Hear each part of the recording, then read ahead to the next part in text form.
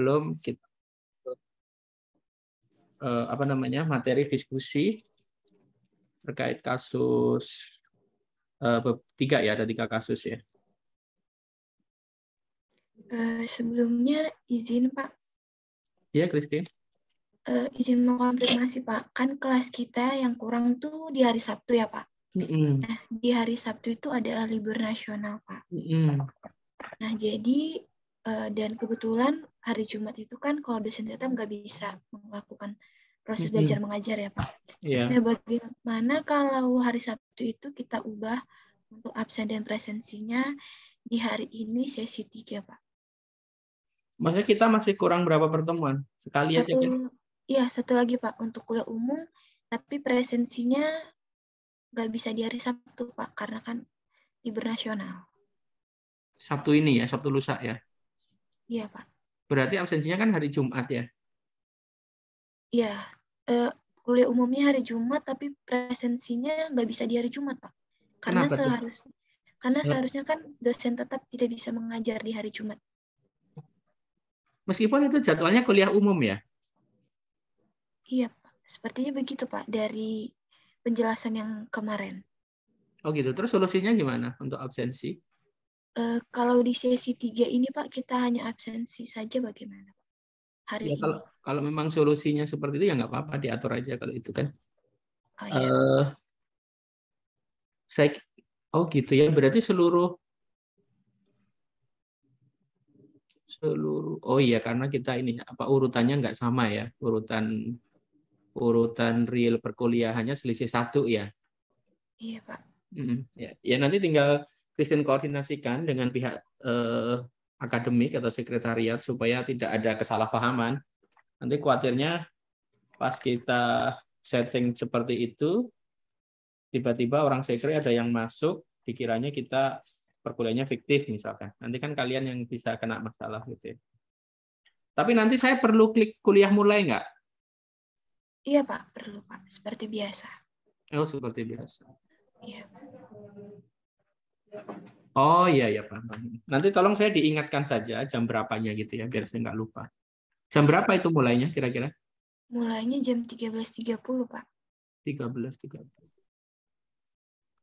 Oke. Sampai dengan? Seharusnya sampai dengan jam 4. Sampai jam dengan 16. Ya, oke. Ya oke, Christine. Nanti tolong saya diingatkan saja. Ya, baik Pak, terima kasih Pak. Yuk, sama-sama. Silakan kalau dari teman-teman yang lain ada yang mau ditanyakan terkait materi.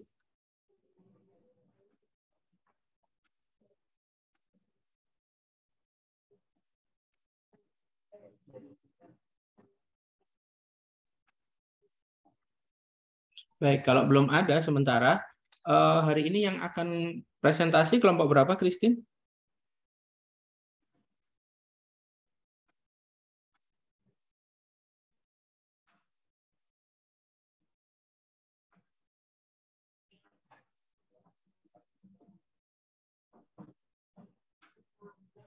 Yang giliran presentasi kelompok berapa, Christine?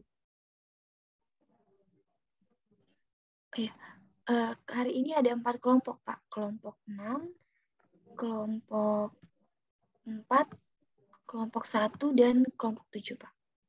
Bukannya kasusnya cuma 3 ya? Iya, Pak. Tapi 4 kelompok ini belum presentasi, Pak. Jadi dibagi. Iya, dibagi. Oh, oke. Oke, baik, silakan bagi kelompok yang sudah dibagi ininya materi materi studi kasusnya, silakan untuk mempresentasikan mulai yang nomor 1. Silakan.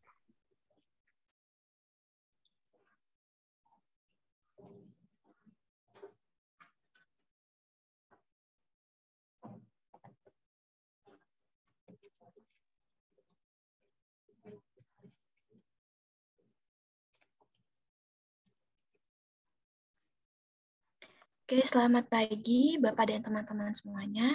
Assalamualaikum warahmatullahi wabarakatuh. Di sini kami dari kelompok 6, kelompok 4, dan kelompok 1 dan kelompok 7 akan mempresentasikan soal kasus pertemuan ke-14. Sebelumnya izinkanlah kami untuk memperkenalkan diri. Dari kelompok 6 ada Alfian Adi Nugraha, kemudian ada Edo Saka Sambodo, kemudian ada saya sendiri Christine Elizabeth Arwan, kemudian ada Muhammad Alif Iqbal. Kemudian dari kelompok 4 ada Devri Arya Kidungga, Ilham Sabrian Davani, Kofifah Ami Nurjanah, dan Nurmeliana Tasya.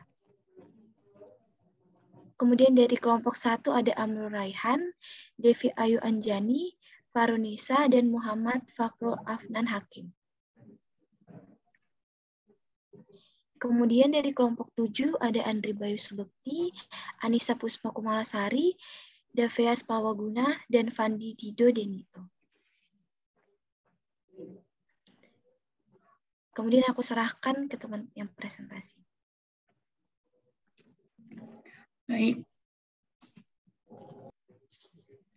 Baik, selanjutnya kasus 1, audit atas investasi.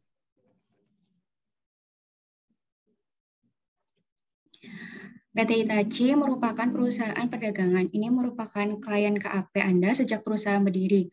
Pada tahun 2019 ini, Anda mendapati bahwa perusahaan mulai menginvestasikan dananya di surat berharga. Berikut informasi yang Anda peroleh dari in-house statement per 31 Desember 2019, laporan keuangan unaudited. Nomor akun 10.2401 dengan akun investasi di obligasi didebit sebesar Rp2.073.917.940. Kemudian nomor akun 10.2.402 investasi di saham PT Sasuno dengan debit sebesar Rp270 juta. Kedua investasi tersebut disajikan sebagai aset tidak lancar. Yang pertama, atas investasi ini Anda melakukan komunikasi dengan manajer keuangan dengan hasil sebagai berikut. A. Investasi di saham PT Sasuno adalah untuk mendapatkan capital gain. Hal ini diputuskan dalam rapat direksi tanggal 3 Maret 2019. Manajer keuangan memberikan salinan risalah rapat tersebut kepada saudara. Yang B. Investasi di obligasi tujuannya adalah untuk mendapatkan penghasilan bunga secara rutin. Hal ini juga berdasarkan keputusan rapat direksi tanggal 28 Juni 2019. Yang C, perusahaan menggunakan jasa broker andalan sejati untuk melakukan transaksi ini. Semua surat berharga adalah paperless dan semua informasi tersimpan di kustodian Central Effect. Yang D, semua surat berharga diperdagangkan di bursa. Selanjutnya nomor 2, Anda kemudian melakukan pengecekan transaksi. Dokumen transaksi dari broker andalan sejati adalah sebagai berikut. Jenis investasi, obligasi seri A, PT Tsunade, sebesar 1 lembar dengan harga Rp2.073.917.940 dengan fee broker Rp77.713.530. Investasi di saham PT Sasuno dengan lembar 900.000 lembar, harganya dengan Rp270 juta dengan fee broker 2 juta. Obligasi seri A PT Tsunade dengan nominal 2 miliar diperoleh pada tanggal 1 Juli 2019. Obligasi ini akan jatuh tempo tanggal 1 Juli 2024. Suku bunga kupon adalah 12% yang dibayarkan setiap tanggal 1 Juli. Saham PT Sasuno diperoleh pada tanggal 5 Maret 2019.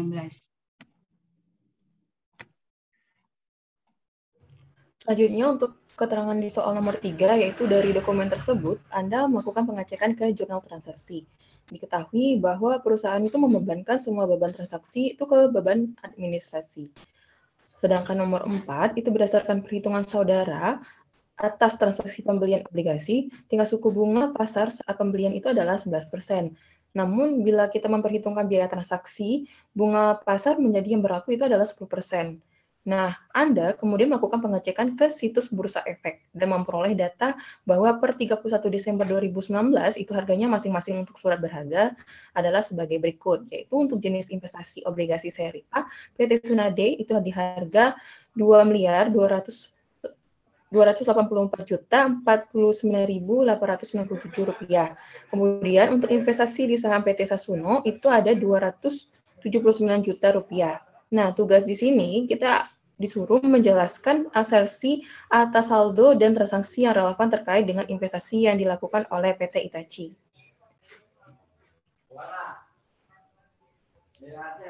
Next. Nah, yang pertama mengenai asersi saldo dulu terkait dengan audit atas investasi. Yang pertama yaitu adalah existence, di mana memastikan bahwa nilai akun investasi yang dicatat dalam neraca itu memang benar-benar ada pada tanggal neraca. Kemudian ada completeness, di mana kita memastikan bahwa semua akun terkait yang harus disajikan di dalam laporan keuangan itu memang kenyataannya itu sudah dicantumkan. Kemudian untuk valuation dan alokasi, itu kita harus memastikan bahwa jumlah nilai akun investasi yang disajikan itu memang sudah tepat. Dan yang terakhir, untuk asersi saldo, itu right on obligation, di mana kita harus memastikan bahwa nilai akuntansi investasi yang tercatat di neraca merupakan haknya perusahaan.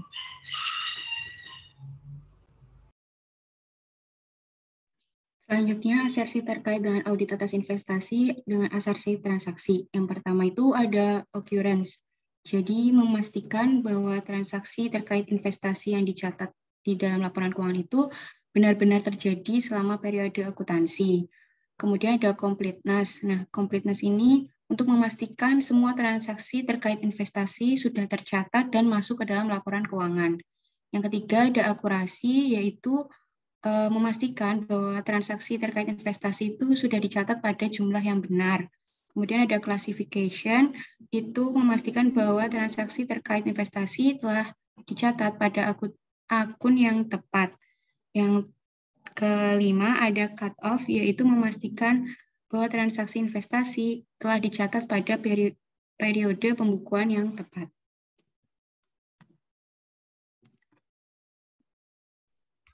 Untuk selanjutnya adalah prosedur yang sudah dilakukan dan asersi yang sudah diuji, serta prosedur tambahan yang perlu dilakukan dan asersi yang akan diuji. Untuk yang pertama, prosedur yang sudah dilakukan dan asersi yang sudah diuji, yang pertama adalah melakukan konfirmasi dan meminta dokumen pendukung pada broker. Tujuannya adalah untuk menguji asersi transaksi berupa occurrence dan asersi saldo berupa existence. Yang kedua, meminta dokumen transaksi instrumen keuangan klien dari broker dengan tujuan menguji asersi transaksi occurrence dan completeness, serta asersi saldo, existence, right and obligation. Yang ketiga, meminta pencatatan jurnal atas dokumen pendukung yang ada untuk menguji asersi transaksi completeness dan akurasi. Yang selanjutnya, melakukan wawancara kepada manajemen terkait kebijakan investasi perusahaan untuk menguji asersi transaksi classification dan menguji asersi saldo, right and obligation. Selanjutnya, melakukan rekalkulasi atas obligasi dan dibandingkan dengan catatan klien. Tujuannya untuk menguji asersi transaksi akurasi. Yang terakhir, melaksanakan pengujian harga wajar dengan tujuan menguji asersi saldo valuation. Untuk prosedur tambahan yang perlu dilakukan dan asersi yang diuji, yang pertama adalah melakukan voting atau cross-voting saat pemeriksaan dan membandingkan dengan saldo buku besar. Ini untuk menguji asersi saldo detail tie-in. Yang selanjutnya, melakukan rekalkulasi atas amortisasi dan pendapatan bunga, bertujuan menguji asersi transaksi akurasi dan asersi saldo valuation. Melakukan wawancara kepada manajemen terkait, apakah ada investasi yang dijadikan jaminan, apakah seluruh investasi sudah dicatat, untuk menguji asersi transaksi completeness, serta asersi saldo, right and obligation. Yang terakhir, melakukan konfirmasi ke bursa efek. Hal ini untuk menguji asersi saldo, existence, right and obligation.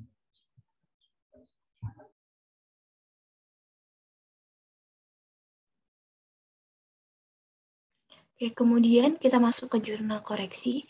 Di sini obligasi seri A PT Tsunade 1 lembar dengan harga 2.073.917.940 dan harga free brokernya 77.713.530. Nah, dari dokumen tersebut, Anda melakukan pengecekan ke jurnal transaksi. Diketahui bahwa perusahaan membebankan semua beban transaksi ke beban administrasi. Nah, sebelumnya diketahui dari soal nomor 1,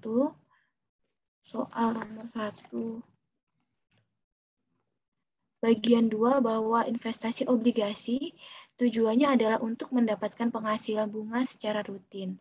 Hal ini juga berdasarkan keputusan rapat direksi pada tanggal 28 Juni 2019. Maka dapat kita ketahui bahwa jenis investasinya di sini adalah non-trading. Oleh karena itu, karena dia non-trading, kita tidak dapat mengakui beban, tapi langsung mengakui free broker ini masuk ke nilai investasinya. Maka di sini jurnal awalnya investment in bond sebesar 2.073.917.940, kemudian beban administrasi 77.713.530, pada cash sebesar 2.191.631.470. Nah, jurnal seharusnya investment in bond sebesar 2.151.631.470, pada cash 2.151.631.470. Jadi jurnal koreksinya investment in bond pada beban administrasi masing-masing sebesar 77.713.530. Kemudian diketahui lagi bahwa ada investasi di saham PT Tsunado sebesar 900.000 lembar. Harganya 270 juta. Free brokernya 2 juta. Nah, dari dokumen tersebut, Anda melakukan pengecekan ke jurnal transaksi, diketahui bahwa perusahaan membebankan semua beban transaksi ke beban administrasi. Nah, jurnal awalnya itu beban administrasi sebesar 2 juta, pada cash sebesar 2 juta. Jurnal seharusnya beban komisi broker pada cash sebesar 2 juta, maka jurnal koreksinya beban komisi broker pada beban administrasi masing-masing sebesar 2 juta.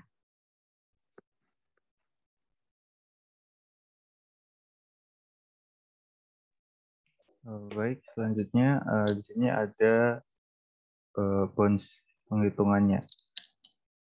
Ke atasin dikit. Bukunya. Yang di slide 12-nya masih. Ya. Nah, jadi di sini ada obligasi seri A PT Tsunado dengan nominal 2 miliar.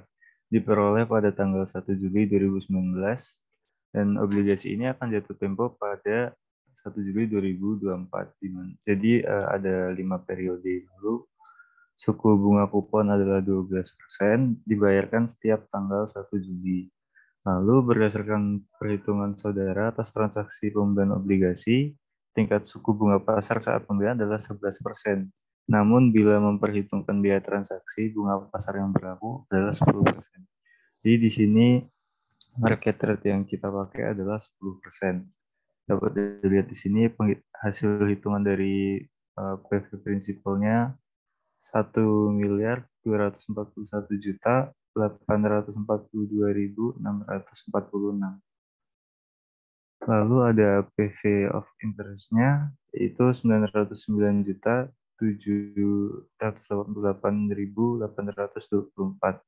Lalu PV dari bonds-nya sendiri dijumlah dari keduanya tadi yaitu 2.151.631.470. Sini PV bonds tadi masuk ke carrying value yang pertama di tanggal 1 Juli 2019. Lalu di tanggal 1 Juli 2020 cash paid-nya akan sama terus dia dari periode pertama sampai kelima. Lalu yang interest expense-nya sebesar 215.163.147 didapat dari 10% dari carrying value tanggal 1 Juli 2019. Lalu amortisasinya adalah hasil pengurangan dari cash yang dibayarkan dan dikurangi interest expense-nya. Lalu kita mendapat carrying value sebesar 2.126.794.617. Di sini akan ke bawahnya penghitungannya akan sama, lalu masuk ke pengkoreksiannya. Di sini dia pertama mencatatnya no entry, jadi dia si klien tidak mencatat jurnal. Lalu ada jurnal seharusnya di mana piutang bunga di debit 120 juta, lalu ada investment inbound 12 juta 408.426 dan pendapatan bunga 107.581.574 di kredit. Ini karena dimulainya dari Juli sehingga penghitungannya setengahnya. Lalu ada jurnal koreksi seperti jurnal seharusnya, yaitu piutang bunga 120 juta, lalu investment inbound 12.408.426 dan pendapatan bunga 107.581.574 di kredit.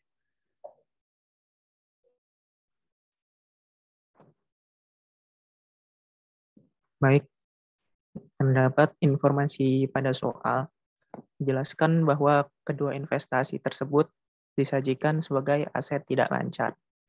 Lalu disebutkan lagi, investasi di saham PT Sasuno adalah untuk mendapatkan capital gain. Hal ini diputuskan dalam rapat direksi tanggal 3 Maret 2019. Manajer keuangan memberikan salinan risalah rapat tersebut kepada auditor. Nah, maka dilakukan jurnal reklasifikasi investasi saham PT Sasuno yang sebelumnya dicatat sebagai aset tidak lancar ke aset lancar karena saham trading untuk mendapatkan capital gain. Jadi awalnya di jurnalnya investment in PT Suseno pada cash sebesar 270 juta. Nah, seharusnya itu masuk ke share investment. Jadi share investment pada cash sebesar 270 juta. Jadi koreksinya di debit share investment 270 juta pada investment in PT Suseno 270 juta. Lalu yang selanjutnya dilakukan pengecekan ke situs Bursa Efek dan memperoleh data 31 Desember 2019.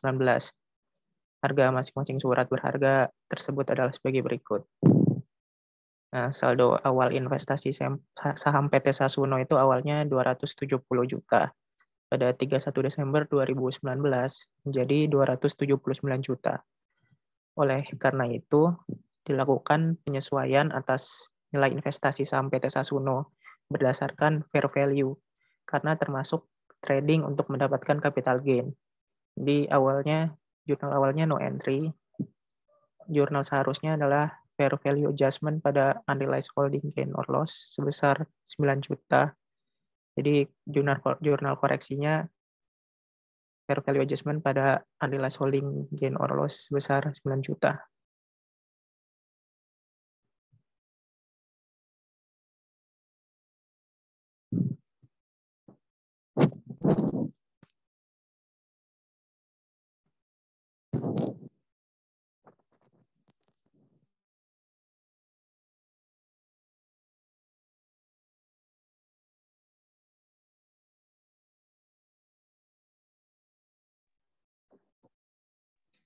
Sekian pembahasan dari kasus 1. Apabila ada yang ingin ditanyakan, dipersilahkan.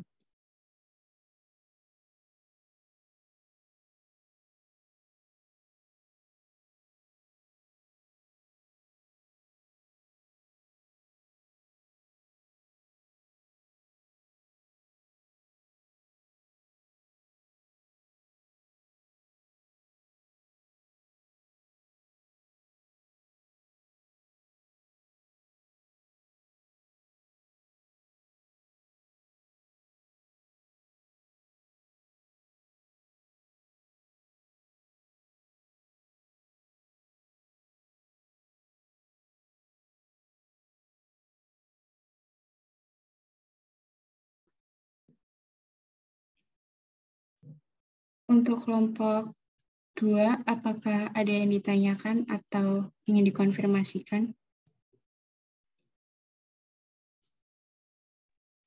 Belum ada, Tas. Oke, Terima kasih, Tata. Untuk kelompok 3, apa ada yang dikonfirmasikan? Belum ada. Oke, terima kasih. Untuk kelompok 5, apa ada yang ingin ditanyakan atau dikonfirmasikan?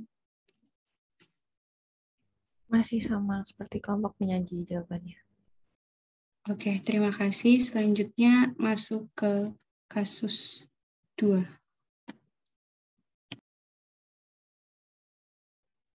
Coba dilihat dulu tadi yang jurnalnya, bisa dinaikin ke atas nih. Jurnal yang pertama. Oke. Jadi itu yang beban administrasi dikoreksikan ke investment ya. Nah, tapi kok ini gimana maksud? Yang di sini kan ini jurnal seharusnya nih. Seharusnya investmentnya kan 2151 ya. Tapi yang dicatatnya 2073. Lalu yang dikoreksikan adalah ini. Gitu kan. Nah, sehingga kalau nanti kita jumlahkan 77 kita jumlahkan dengan yang di sini 2073, itu apakah sama dengan yang seharusnya? Kan beda nih. Jadi jurnal koreksi kan tidak menyelesaikan masalah kan? Ya nggak sih? 2073 tambah 77717 berapa jadinya? Benar, 2151. Benar, Pak. Iya. Iya, gitu. Oke. Bentar ya.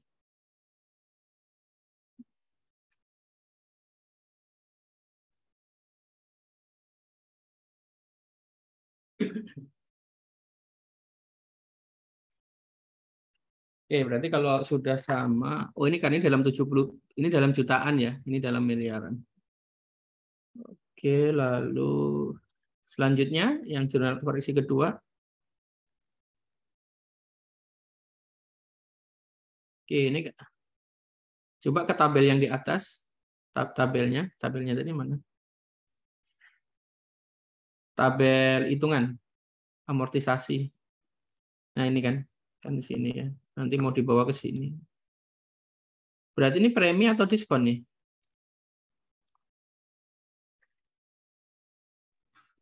Premi, Pak. Premi. Kenapa tuh, Bay? Kok premi? Penjelasan premi itu gimana? Karena dia harga nilai wajarnya lebih tinggi dari nilai nominalnya. Ya, jadi dia harus mengeluarkan uang lebih untuk memperoleh ini ya nominal yang lebih rendah gitu ya. Makanya ini disebut premi. Nah, biasanya kalau yang premi gini perusahaan penerbit bondnya itu kredibel dan memang dia perusahaan sehat gitu. Tapi kalau bondnya itu diskon, misalkan nominalnya 2M tapi bisa dibeli dengan harga 1,8M, berarti itu perusahaannya agak dipertanyakan gitu ya. Oke, terus kita masuk ke jurnal koreksinya. Sebelumnya ada jurnal koreksi tadi? Sebelum ini? Oke. Ini kan yang tadi ya, terus jurnal awal seharusnya beban komisi broker. Oh, sebelumnya dicatat sebagai beban administrasi, terus kalian koreksi menjadi ini gitu ya. Nah, kalau di laporan keuangan, di income statement, beban komisi broker ini masuknya ke bagian mana ya?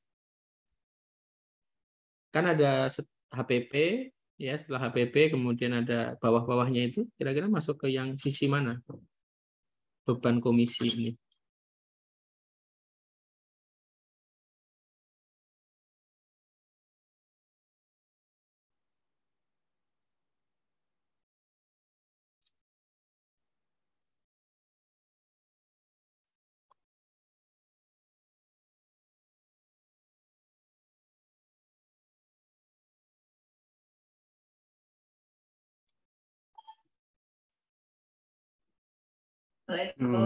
Terletak di ini, Pak.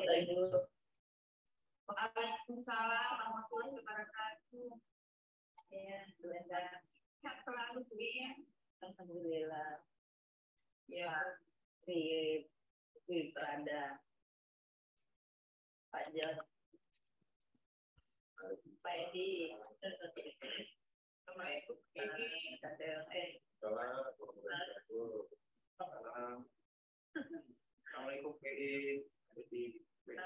Iya Pak. Waalaikumsalam warahmatullahi wabarakatuh Pak.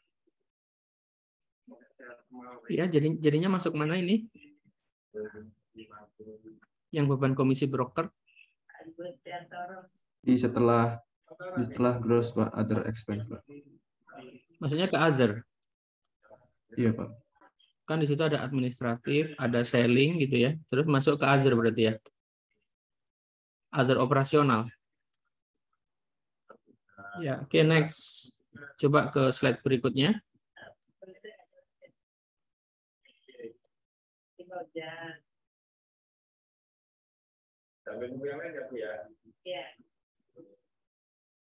Ke atas sedikit, apa ini nggak kelihatan di tempat saya. Apanya? Jurnalnya.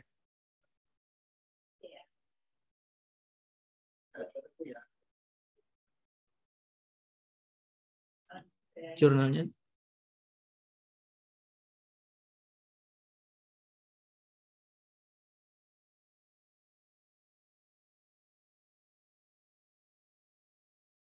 Oke, no entry, terus ini 120 investment.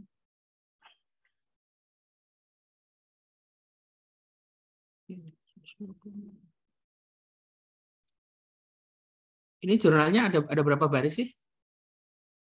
Nggak, di tempat saya cuma 2 yang kelihatan.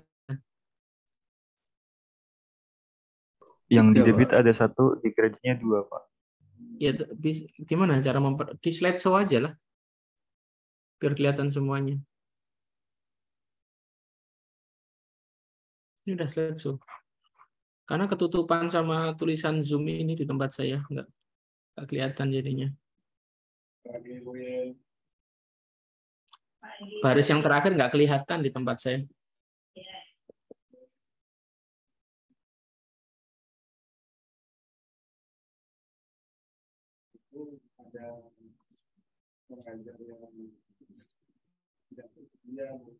Oh iya, kan kita ganti aja ya, yang mana pakai aja. Di sampai siapa nanti kita cari penggantinya. Iya. Nanti di bawahnya. Jangan di sekarang, jangan di sini. Nanti kita aja gitu. Pak Ali, diganti dong itunya, virtualnya. Izin Pak, sudah terlihat belum ya Pak? Ya, sudah.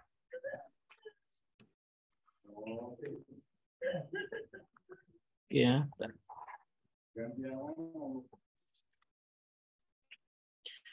Ini piutang bunga 120, 12 investment input. 12.418 ini diperoleh dari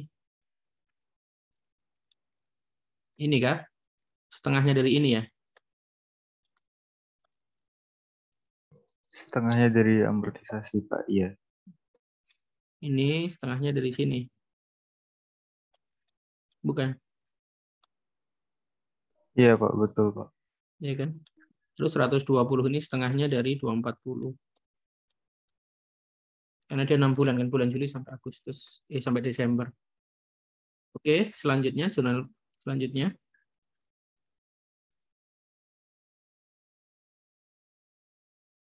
Share investment 270 pada cash. Share investment pada investment. Ini dari cash dikoreksi menjadi 270. Ini maksudnya gimana?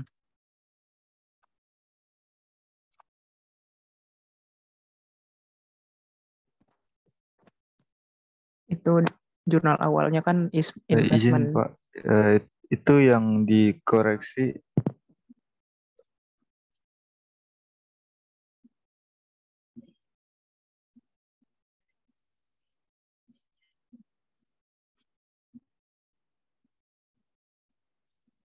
Itu kan jurnal awalnya investment in PT Suseno.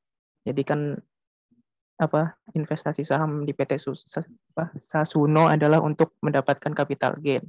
Jadi harusnya masuknya ke share investment, bukan investment in PT Suseno.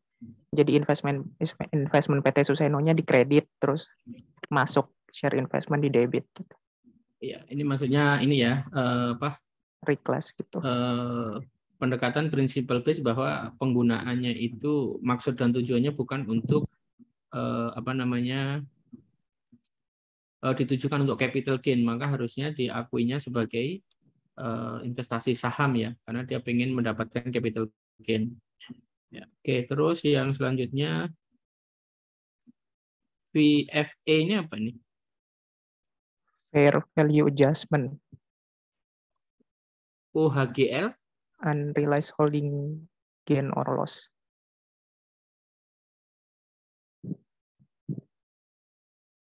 Oke.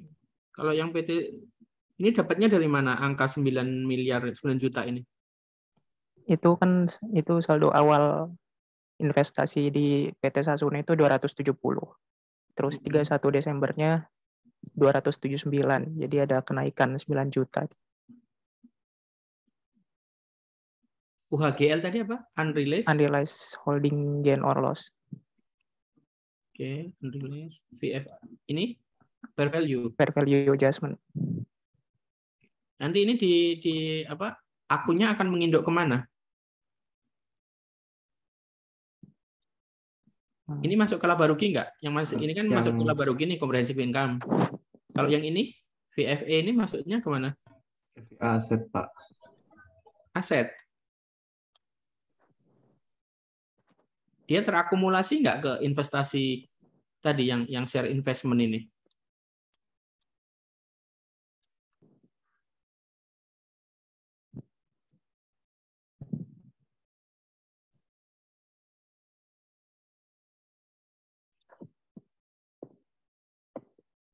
Sepertinya iya sih, Pak. Seingat saya.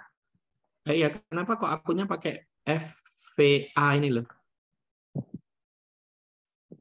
Berarti seharusnya akunnya share investment aja ya, Pak? Ya, share investment-nya ke PT Sasuno ini kan tiap kali kalau namanya capital gain, tiap kali kenaikan atau penurunan harga saham itu kan harusnya menambah atau mengurangi investasinya dia kan, nilai share-nya dia kan, share capital-nya dia gitu, menambah atau berkurang. Jadi bukan membentuk akun baru gitu loh maksud saya. Ya, baik, Pak. Kalau yang obligasi dia langsung masuk ke unrealized gain or loss. Ya. Kalau yang obligasi ini malah tidak mengaku sama sekali sampai dia dilepas. Ya. Sampai dia dilepas. Makanya di sini tidak ada adjustment kan untuk yang obligasi seri A. Oke, lanjut. Jawaban selanjutnya ada. Oke, silakan dilanjutkan ini penjelasan untuk kasus berikutnya.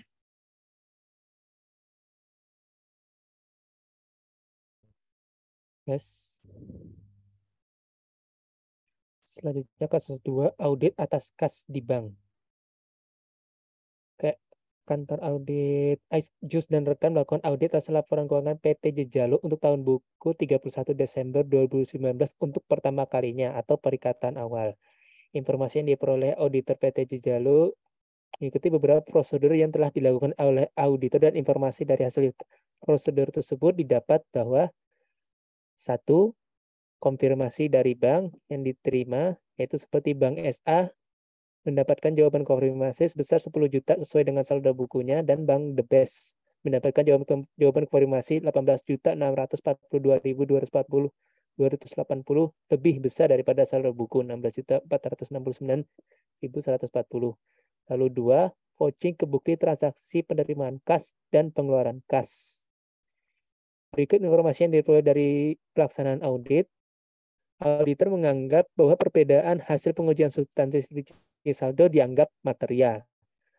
Lalu rekonsiliasi bank bulan Desember 2019 dianggap belum dibuat dan belum dibuat jurnal penyesuaian yang terkait.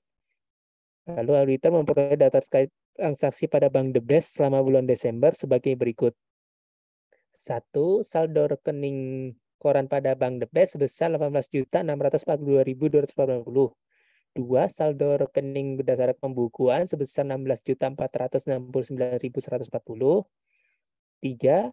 Ada setoran pada tanggal 2 Januari 2020 yang belum dicatat oleh bank sebesar 2.612.450. 4. Ada biaya administrasi bank yang dibebankan kepada perusahaan sebesar 11.400.000 oleh bank. 5. Ada cek sebesar 319.000 yang tidak dapat diuangkan karena cek tersebut tidak ada dananya. 6. Cek yang telah ditarik oleh perusahaan namun belum diuangkan ke bank seperti cek nomor 234 sebesar 320.180, cek nomor 45 sebesar 617.240, cek nomor 456 sebesar 473.000 dan cek nomor 567 sebesar 964.570. Lalu yang 7, ada cek nomor 553 sebesar 187.000 salah dicatat dalam pembukuan perusahaan sebesar 178.000. Cek ini untuk biaya reparasi kendaraan. Nomor 8, bank telah menagihkan piutang wesel milik perusahaan sebesar 3.100.000 dengan bunga sebesar 100.000. Transaksi ini baru diketahui akhir bulan Desember oleh perusahaan. Lalu yang ke-9, ada kesalahan bank salah membagikan cek PT Jejaka ke rekening giro PT Jejalu sebesar 390.000. Ini yang diminta adalah A. Prosedur auditnya masih bisa dilakukan, B. Schedule rekonsiliasi bank, dan C. Ayat jurnal sesuai dengan rekonsiliasi bank tersebut. Selanjutnya dilanjutkan oleh kelompok 4. Nah, selanjutnya untuk asersi yang belum teruji. Yang pertama ada asersi saldo akun. Nah, asersi yang sudah teruji itu ada asersi existence dan valuation. Di mana prosedur audit untuk yang existence itu mengirimkan konfirmasi ke bank dan melakukan vouching, serta melakukan rekonsiliasi bank dan vouching. Nah, yang belum teruji itu adalah right and obligation, di mana prosedur auditnya adalah memeriksa jika ada kas di bank yang merupakan di bank milik perusahaan lain. Nah, selanjutnya ada asersi transaksi. Asersi transaksi yang sudah teruji ada occurrence dan akurasi. Nah, di mana prosedur audit yang dilakukan itu masing-masing itu melakukan rekonsiliasi bank dan vouching. Nah, untuk yang belum teruji itu ada completeness. Prosedur audit yang harus dilakukan itu melakukan tracing dari bukti transaksi kas ke catatan kas. Selanjutnya ada cut off, yaitu melakukan pemeriksaan transaksi mendekati tanggal neracanya, dan ada classification, yaitu memeriksa jika ada kas yang dibatasi oleh penggunanya. Selanjutnya akan dijelaskan kelompok. Selanjutnya adalah rekonsiliasi bank yang telah prosedur audit yang telah kami lakukan, yaitu yang pertama saldo, kita hitung saldo menurut rekening koran dulu, yaitu senilai 18.642.280. Ini sudah di-state dalam soal tadi. Kemudian ada penambahan yaitu salah pembebanan dari PT Jejaka ke rekening giro PT Jejalu sebesar 350.000. Kemudian ada deposit in transit yaitu senilai 2.612.450. Kemudian dikurangi dari outstanding check senilai 2.374.990. Kemudian menjadi penyesuaiannya menjadi 19.229.740. Selanjutnya pada pembukuan, yaitu yang pertama saldo rekening kas menurut catatan perusahaan pada tanggal yang sama adalah sebesar Rp16.469.140. Kemudian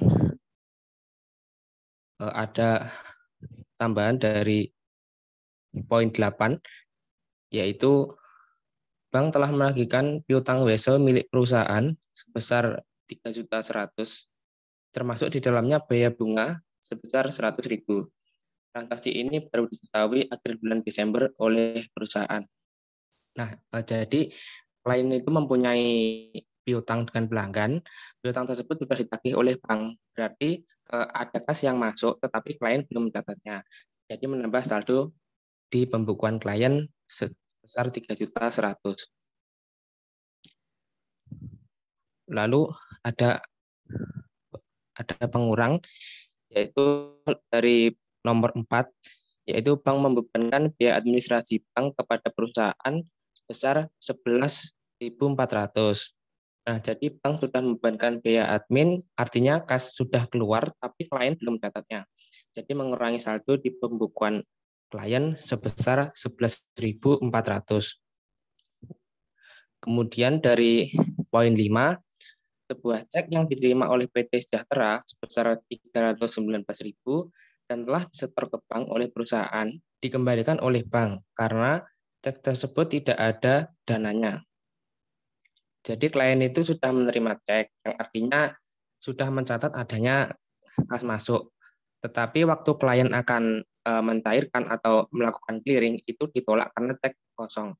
Berarti kas yang di awal sudah dicatat klien perlu dikurangkan lagi sebesar 319.000. Kemudian yang terakhir dari poin 7, cek nomor 553 sebesar 187.000 salah dicatat dalam pembukuan perusahaan sebesar 178.000.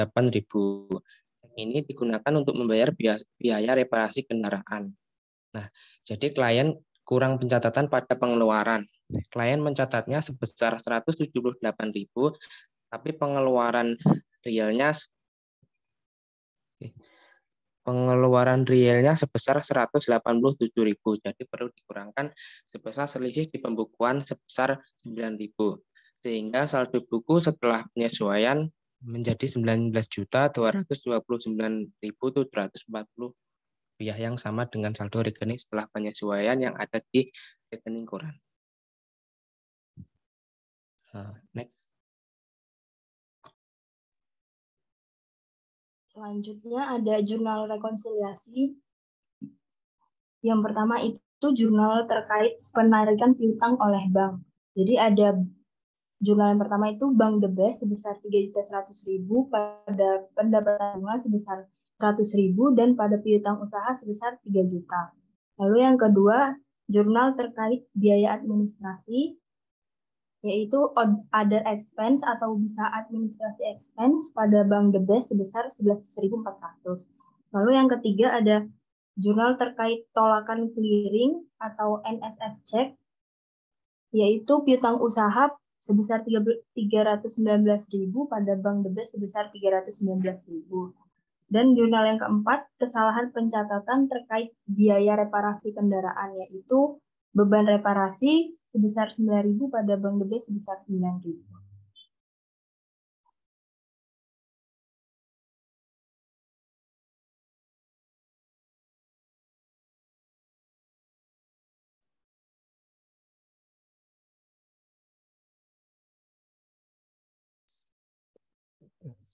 Untuk kasus 2 sudah selesai. Apakah ada pertanyaan untuk bagian prosedur audit dari kelompok 4 dan rekonsiliasi bank serta jurnalnya dari kelompok 7? Halo, permisi mau bertanya, Didu. Ya, bagian mana? Saya mau bertanya mengenai rekonsiliasi bank yang di atas tadi. Bisa tolong ditampilkan? Ya, ini rekonsiliasi bank pada sisi keduanya. Untuk yang outstanding check, nah kelompok kami itu outstanding check perlakuannya adalah sebagai penambah saldo perusahaan, karena asumsi dari kelompok kami yang namanya outstanding check adalah kita sudah memberikan cek kepada, anggap saja kepada supplier kita atau pihak luar, yang mana atas pemberian cek tersebut pihak bank tidak tahu menahu. Nah, tetapi kita sebagai perusahaan sudah mengurangi saldo kas menurut buku, sedangkan bank belum, dan pada saat audit ini ternyata supplier kita ini belum mencairkan dana dari cek itu. Gitu. Jadi perlakuan dari peristiwa tersebut pada kelompok kami adalah sebagai penambah saldo per buku. Bisa dijelaskan kenapa atas perbedaan ini kelompoknya Fandi? Terima kasih. Ini langsung saya jelaskan ya. Ini outstanding check ini terkait dengan hak kewajibannya. Ini cek ini milik siapa?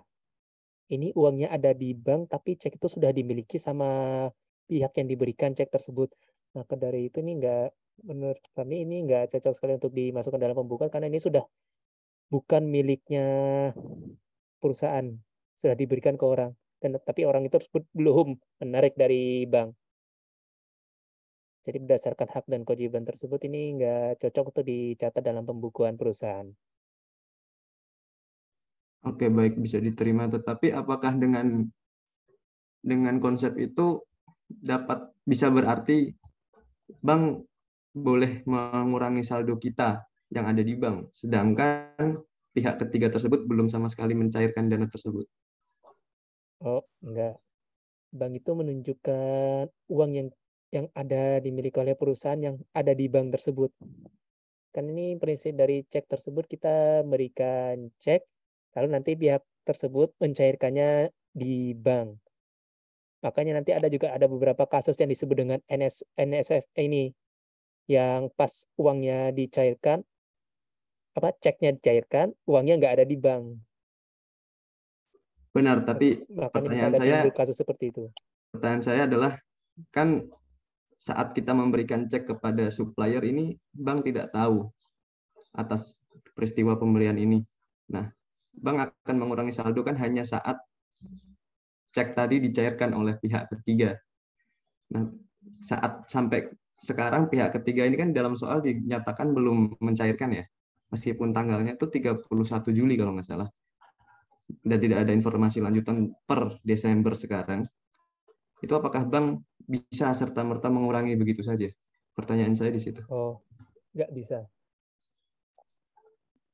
Berarti karena cek ini tidak sesuai dengan, kalau nggak salah mungkin ini mana ini mungkin kalau cek ini biasanya langsung kertas seperti itu aja, kertas lalu tulis nominalnya lalu tanda tangan berikan ke orangnya ya, tinggal cairkan.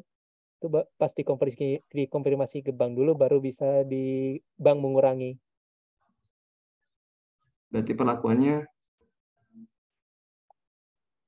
adalah menambah buku atau mengurang bank? Ini buku bank ini nggak dipermasalahkan. Ini kan pembukaan bank ini untuk rekonsiliasi bank saja. Kalau untuk buku besar banknya, untuk saldo bank ini, kalau milik banknya maksudnya, akuntansi milik banknya itu pihak perusahaan nggak mengotak-ngatik itu untuk permasalahan banknya. Yang dia otak-atik itu adalah pembukaan dari perusahaan untuk disesuaikan dengan bank. Oh, baik. Terima kasih penjelasannya. Sama-sama.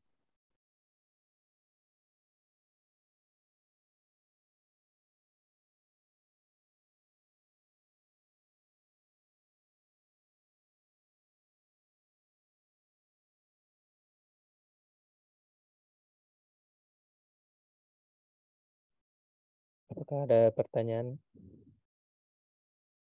dari rekonsiliasi jurnalnya dan prosedur audit?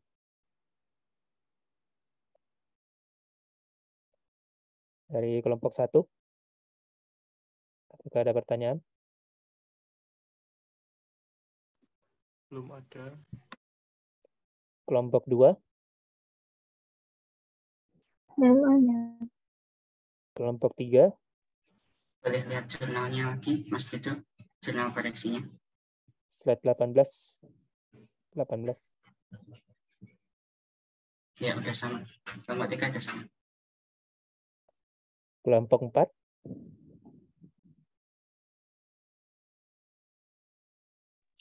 Sama. Kelompok 5? Kelompok 5 udah sama. Kelompok 6? Kelompok 6 cukup. Saya juga sebagai perwakilan dari kelompok 7 untuk bagian kelompok 4 tentang prosedur audit juga sama. Jadi sekian untuk kasus 2. Bisa dilanjutkan.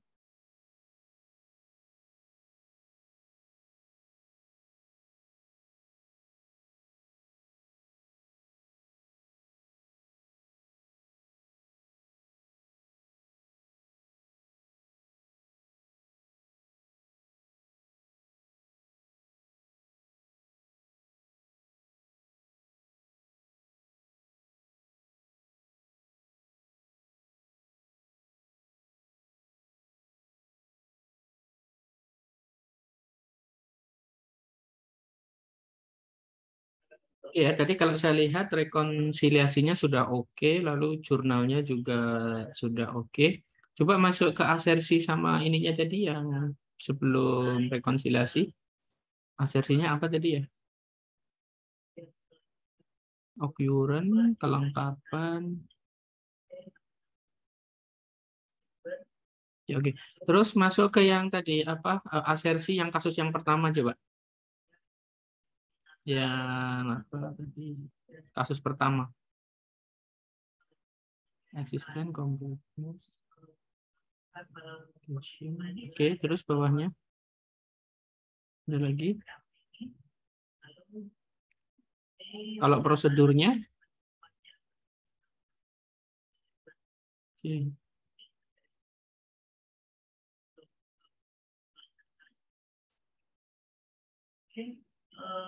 Itu yang bisa saya sampaikan. Ya, oke. Silakan dilanjutkan ke kasus berikutnya.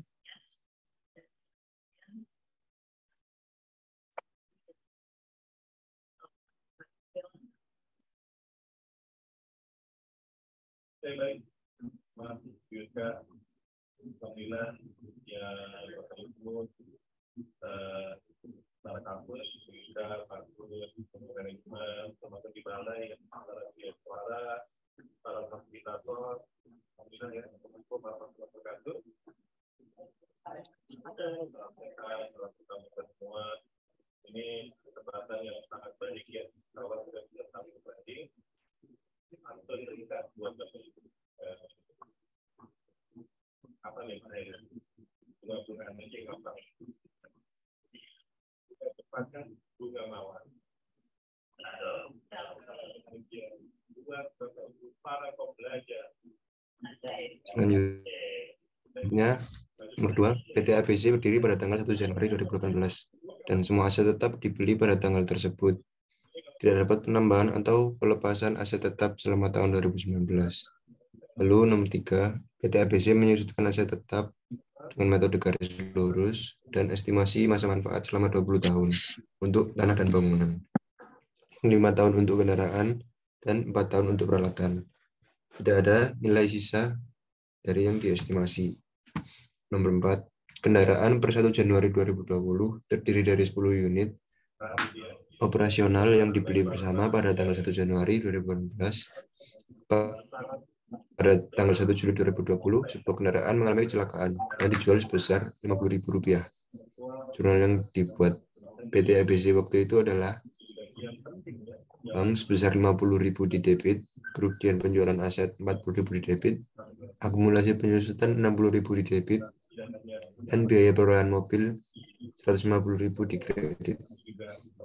Lalu pada tanggal nomor 5 maksudnya, pada tanggal 1 Oktober PT ABC membeli mobil baru seharga Rp200.000 dengan fasilitas pembiayaan selama 36 bulan. Data mengenai pembelian tersebut adalah harga mobil yaitu Rp200.000, uang muka 30% yaitu Rp60.000, jumlah pembiayaannya Rp140.000, bunga selama 2 tahun, dan 1 tahunnya sebesar 10% yaitu Rp28.000. Jumlah yang harus dibayar dengan angsuran 24 kali Rp168.000. Cicilan per bulannya Rp7.000. Cicilan pertama dimulai pada 1 November 2020 dan rincian bulan November-Desember sebagai berikut. Rincian pokok bulan November 4.500 dan bulan Desember 4.200. Bunga dengan suku bunga efektif bulan November 2.500 dan bulan Desember 2.800. Jumlahnya yaitu bulan November 7.000 dan bulan Desember. Jurnal yang dibuat PT ABC pada tanggal 1 Oktober adalah sebagai berikut. Next.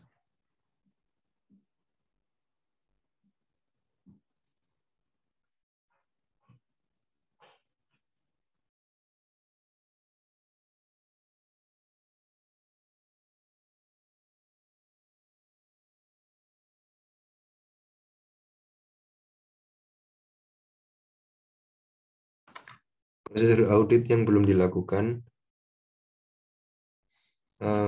Yang pertama, melakukan pemeriksaan fisik aset tetap. Asersinya yaitu eksistensi, memiliki tujuan, aset tetap yang dimiliki klien, memastikan benar-benar ada. Lalu, yang kedua, melakukan perhitungan kembali beban depresiasi. Asersinya yaitu akurasi, bertujuan untuk memastikan aset tetap dicatat dengan nilai yang tepat. Yang ketiga, melakukan tracing dari bukti transaksi aset tetap ke catatannya. Asersinya completeness, bertujuan transaksi aset tetap telah memastikan bahwa transaksi telah dicatat dengan lengkap.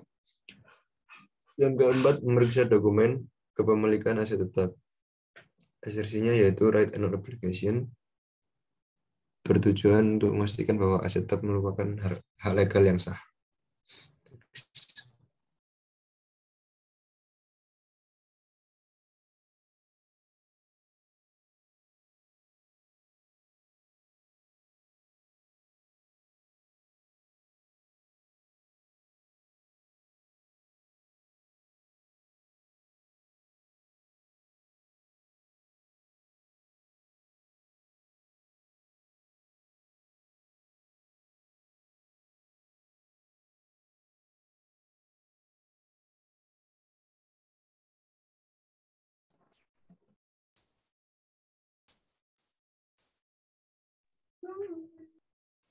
Baik, untuk pertanyaan kedua dan ketiga yaitu membuat usulan jurnal koreksi yang dibutuhkan, dan pertanyaan yang ketiga membuat kertas kerja schedule pendukung aset tetap dan akumulasi penyusutan per 31 Desember 2020. Untuk selanjutnya akan dijelaskan oleh Amrul. Untuk nomor 2, jurnal koreksi. Next. Ini contoh preview jurnalnya. Next. Lalu untuk nomor 4, di sini ada kasus kendaraan per 1 Januari 2020 terdiri dari 10 kendaraan operasional yang dibeli bersama-sama pada tanggal 1 Januari 2018. Pada 1 Juli, kendaraan tersebut mengalami kecelakaan dan dijual sebesar 50.000. Jurnal yang dibuat PT ABC waktu itu adalah sebagai berikut.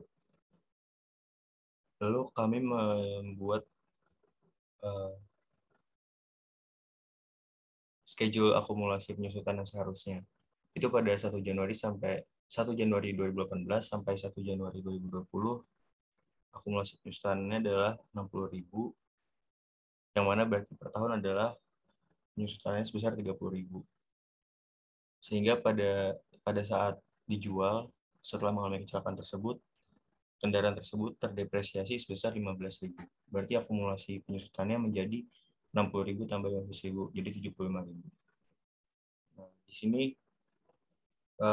jurnal yang dibikin perusahaan adalah bank sebesar 50.000 pada debit, kerugian penjualan aset 40.000 pada debit, akumulasi penyusutan sebesar 60.000 pada debit. Pada biaya perolehan 150.000 di kredit. Jurnal seharusnya adalah bank 50.000, kerugian penjualan aset 25.000, dan akumulasi penyusutan 75.000 pada debit. Pada aset tetap kendaraan sebesar 150.000. Maka dari itu jurnal koreksinya adalah menjadi akumulasi penyusutan pada kerugian penjualan aset sebesar 15.000 dan biaya perolehan mobil pada aset tetap kendaraan sebesar 150.000. Next. Selanjutnya ini ada kasus nomor 5, yaitu pada tanggal 1 Oktober PT ABC membeli mobil baru seharga 200.000 dengan fasilitas pembiayaan selama 36 bulan. Data mengenai pembelian tersebut sebagai berikut.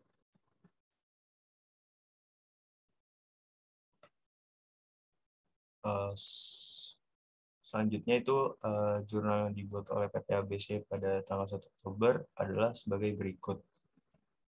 Yaitu aset tetap kendaraan 228.000, pada bank 60.000 dan utang leasing 168.000. Dan jurnal penyusutan pada 31 Desember atas mobil tersebut, yaitu biaya penyusutan kendaraan pada akumulasi penyusutan kendaraan sebesar 11.400. Next.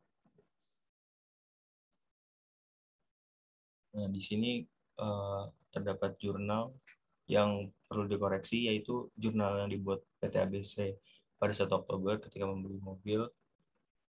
Itu aset tetap kendaraan sebesar 228.000 pada bank 60.000 dan utang leasing 168.000.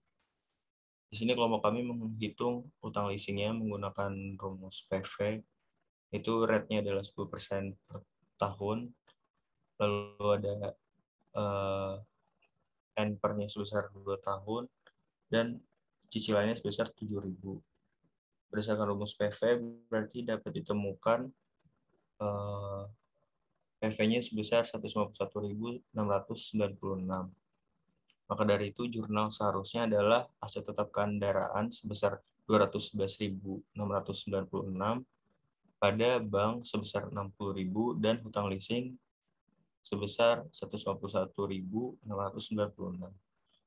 Maka dari itu muncul jurnal koreksi seperti berikut, yaitu hutang leasing pada aset tetap kendaraan sebesar 16.304.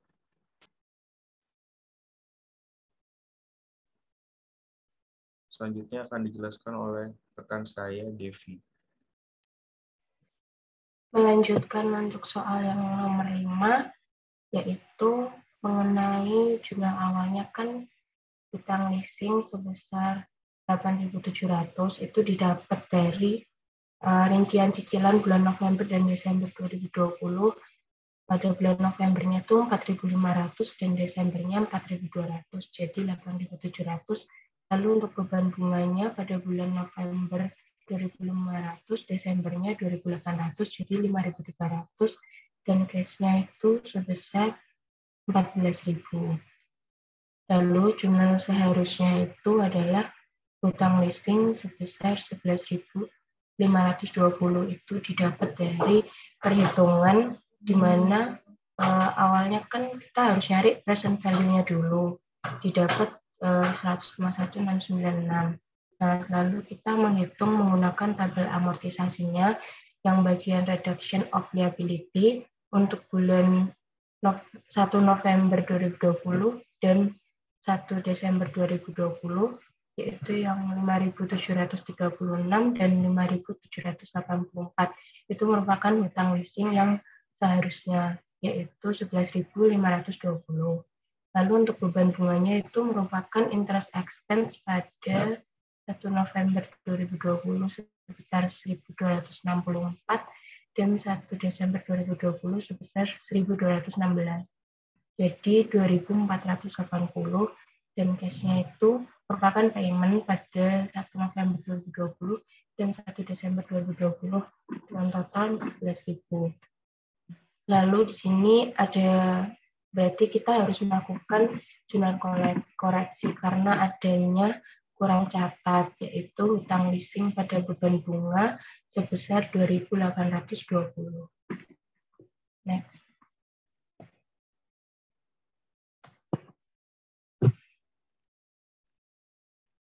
Untuk jurnal koreksi masih dengan soal yang nomor 5, mengenai yang jurnal penyusutan pertanggal 31 Desember 2020 atas mobil, yaitu biaya penyusutan kendaraan pada akumulasi penyusutan kendaraan sebesar 11.400, di mana jurnal seharusnya itu adalah biaya penyusutan kendaraan pada akumulasi penyusutan kendaraan sebesar 10.585,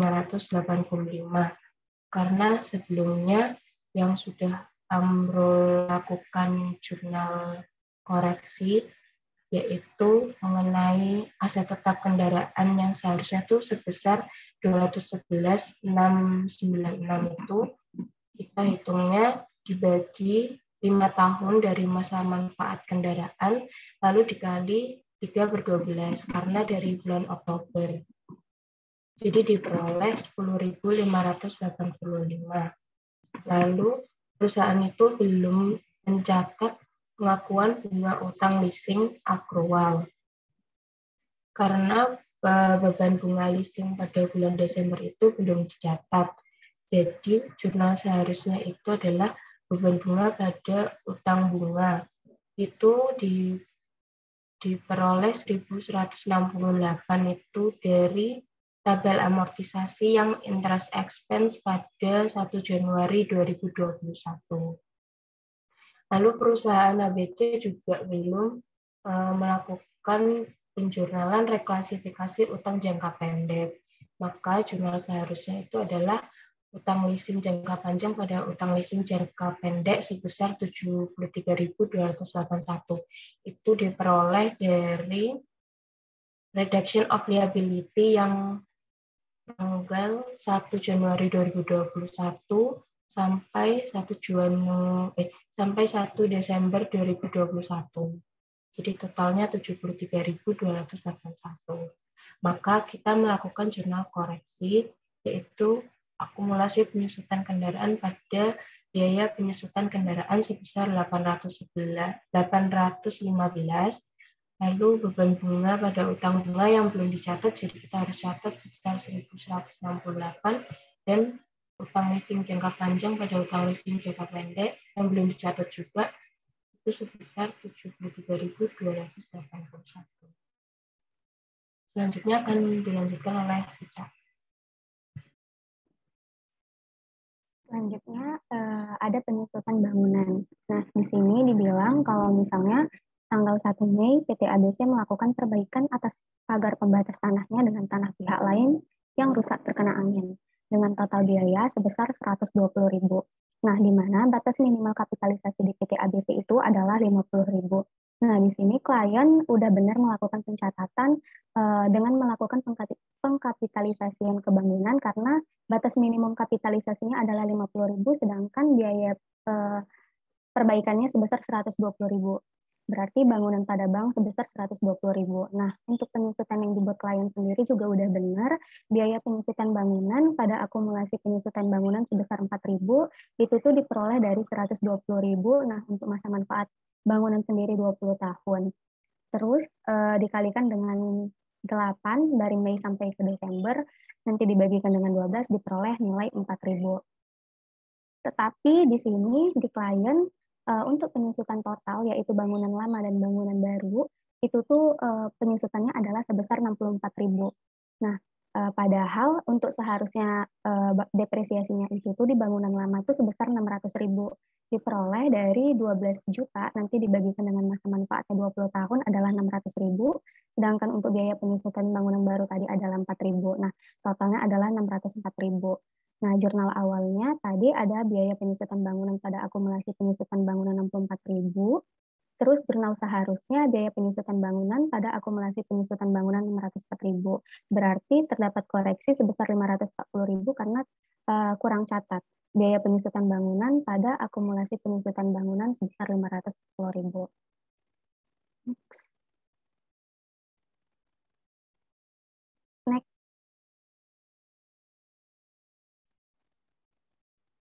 Nah, terus untuk penyusutan kendaraan sendiri, di sini kendaraan itu tuh ada 10 unit, di mana dari 10 unit itu tuh ada 1 buah kendaraan yang kecelakaan. Nah, di sini akumulasi penyusutan dari klien sendiri adalah 101.400, di mana ini merupakan total dari kendaraan lama, yaitu 10 unit itu, ditambah dengan kendaraan baru yang udah dijelaskan oleh Devi sebelumnya sebesar 11.400. Nah, kendaraan lama di luar dari kendaraan kecelakaan itu tuh 1.350.000 nilainya, diperoleh dari 1.500.000 itu tuh untuk 10 unit. Nanti dibagikan dengan 10 dapat 150.000 per unit kendaraannya. Nah, untuk 9 unit tersebut yang di luar dari kendaraan kecelakaan itu tuh disusutkan selama 1 tahun. Berarti 1.350.000 nanti dibagikan dengan masa manfaat dari kendaraan sendiri 5 tahun, jadinya 270.000. Nah, untuk kendaraan kecelakaan sendiri yang sebanyak 1 unit itu nilainya 150.000. Nah, penyusutannya 15.000. Kenapa? Karena dia itu tuh kecelakaannya di tanggal 1 Juli. Nanti dia dibagi dengan 2. Diperoleh 15.000 sehingga total depresiasi kendaraan lamanya itu adalah 285.000. Nah, sedangkan untuk di klien sendiri itu tuh sebesar 90.000. Kenapa? Karena 101.400 itu tuh merupakan gabungan dari dengan kendaraan baru penyusutannya. Penyusutan kendaraan baru tadi dicatat oleh klien sebesar 11.400. Nah, sehingga jurnal awalnya adalah biaya penyusutan kendaraan pada akumulasi penyusutan kendaraan 90.000. Terus jurnal seharusnya itu tuh biaya penyusutan kendaraan pada akumulasi penyusutan kendaraan sebesar 285.000. Nah, untuk jurnal koreksinya itu tuh karena ada kurang catat sebesar 195.000, makanya biaya penyusutan kendaraan pada akumulasi penyusutan kendaraan sebesar 195.000. Untuk selanjutnya akan dilanjutkan oleh Afnan. Selanjutnya adalah jurnal koreksi terkait penyusutan peralatan. Berdasarkan ikhtisar mutasi aset tetap, klien mencatat adanya beban penyusutan pada akun peralatan sebesar 62.500. Nah, di sini kami melakukan rekalkulasi terkait penyusutan peralatan. Peralatan memiliki book value sebesar 500.000 atau 500 juta. Nah, ini kami sajikan angka dalam ribuan ya. Kemudian PT ABC menetapkan estimasi masa manfaat 4 tahun untuk peralatan. Sehingga beban penyusutannya adalah 125.000, yaitu 500.000 dibagi 4. Oleh karena itu, kami mengusulkan jurnal koreksi biaya penyusutan peralatan di debit 62.500 pada akumulasi penyusutan peralatan 62.500. Nah, 62.500 ini didapat dari 125.000 dikurang 62.500, yaitu jurnal yang dibuat oleh klien. Next. Selanjutnya, kertas kerja schedule pendukung aset tetap. Nah, di sini disajikan aset tetap dan penyusutannya. Ada kolom per klien, kemudian kolom pare, kemudian kolom per audit 2020 dan per audit 2019. Yang pertama untuk tanah, saldo per klien adalah 2 juta. Kemudian tidak ada koreksi sehingga saldo per audit 2020 sebesar 2 juta juga. Kemudian bangunan memiliki saldo per klien 12.120.000. Tidak ada koreksi juga sehingga saldo per auditnya 12.120.000. Kemudian kendaraan memiliki saldo per klien 1.578.000. Ada koreksi kredit sebesar 16.304 sehingga saldo per auditnya menjadi 1.561.696.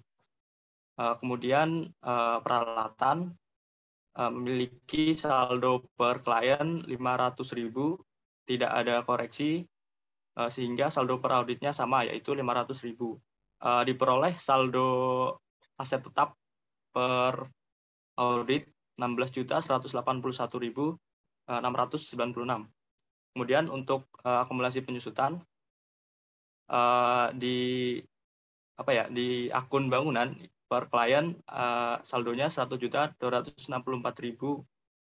Kemudian ada penambahan sebesar 540.000 sehingga saldo per auditnya menjadi 1.804.000. Kemudian akun kendaraan saldo per kliennya 641.400.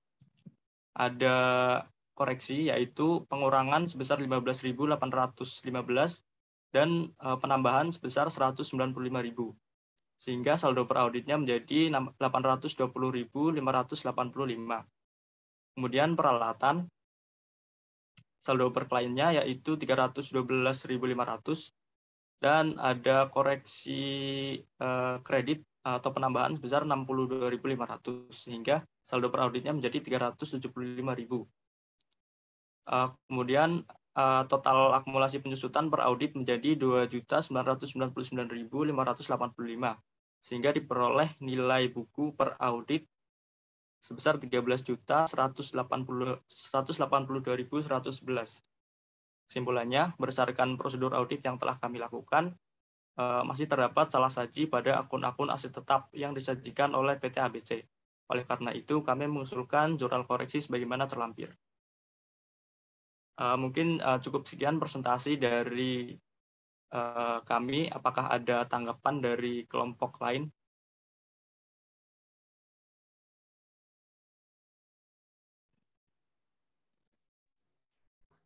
Dari kelompok 3 mau tanya. Ya, silahkan Mas Martin. Mau tanya soal ini, jurnal koreksi penyusutan bangunan. Mungkin boleh balik ke slide. Penyusutan bangunan. Nah, tadi kan dijelaskan bahwa kelompok penyaji kan menganggap bahwa jurnal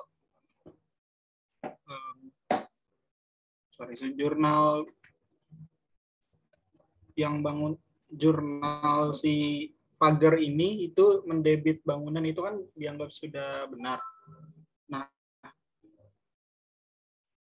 menurut kelompok kami ini masih kurang tepat karena pagar itu kan secara filosofi bukan bangunan ya. Pagar ini kan lebih melekat ke land-nya kan. Jadi untuk kelompok 3 kami lebih cenderung menganggap bahwa ini seharusnya dikoreksi dengan mendebit land improvement bukan bangunan gitu.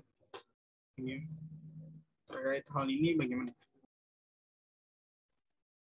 Kalau menurut kelompok kami, karena di soal itu dibilang ada batas minimal kapitalisasi di PT ABC itu 50.000, sedangkan perbaikannya itu tuh nilainya 120.000, berarti kan itu melebihi dari minimal kapitalisasi, makanya kami ngekapitalisasiin perbaikan tersebut ke bangunan, kayak gitu sih.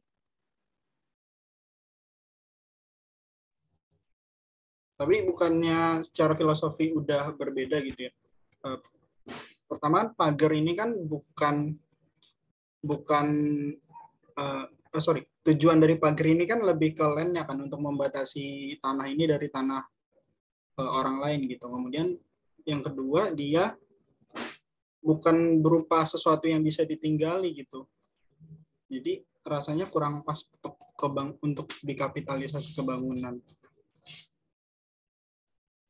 Lagian bukankah land improvement ini juga merupakan aset ya? Jadi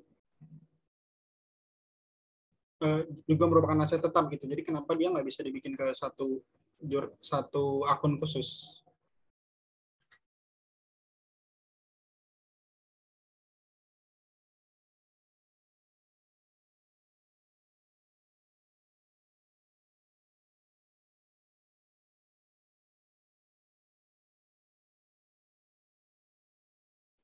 Mungkin untuk Pak Christian sendiri ini masuknya ke land improvement atau bangunan ya Pak?